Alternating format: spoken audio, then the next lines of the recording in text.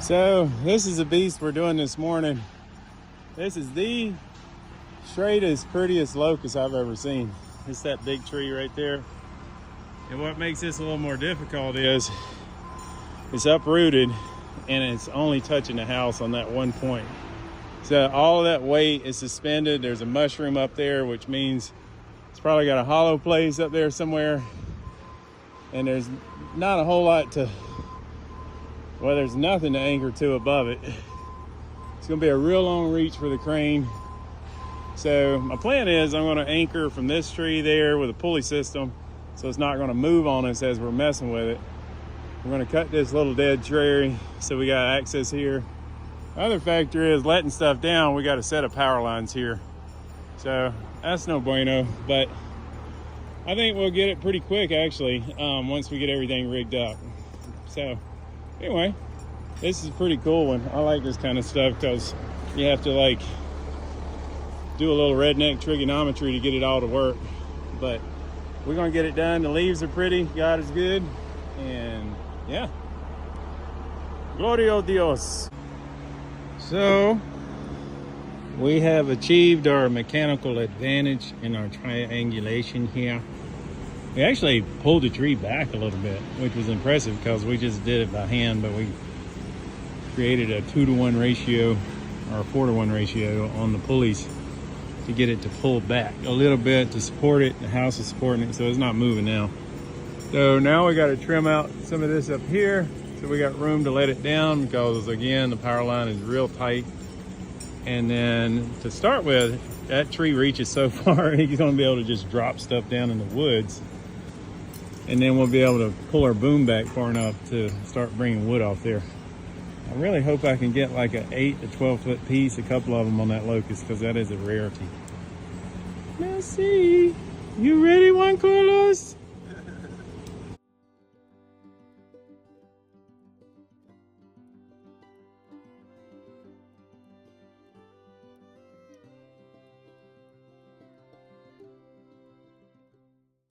Now that we're doing that, we're going to try and get it down to that fork, and then we can pitch up on an angle that we can start pulling blocks off the roof with the crane, setting them out here in the road.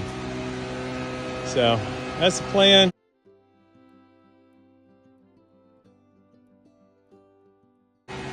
All right, this is your courteous update by Little Squirrels. So Juan Carlos is down taking his first big block. That hickory tree is pretty. There's a bright golden haze in the hickory. There's a bright golden haze in the hickory. The wind is so busy it don't miss a tree. Oh, what a beautiful morning. Oh, what a beautiful day. I've got a beautiful feeling. This tree we're gonna slay. This tree we're gonna slay. So we got one big limb left, and then the hard part's done.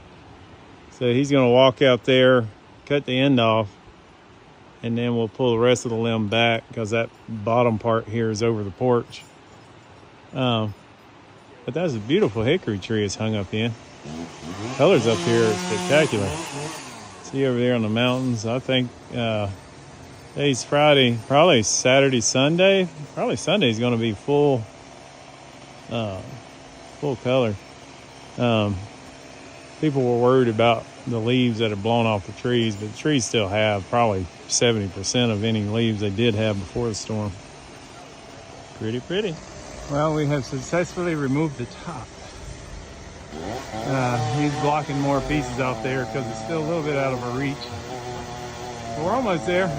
And after that, it'll be all machine work. We were climbing on the mountain. It's steep here.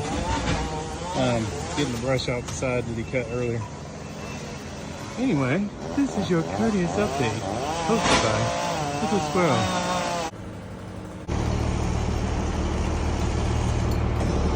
I'm gonna pick it up out of his way. I'm gonna get it over here.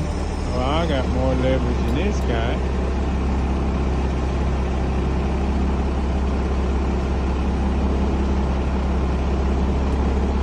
And that's how we do it. The tree's got like a green, honey yellow kind of look to it on the inside. It's real pretty. I'm actually gonna try and take a couple of these pieces of this home. All right. And this was your courteous update by Little Squirrel. Well, as you can see, we're down to the very last log. We got it pulled off the house. We have to see what happens. Maybe it looks like it's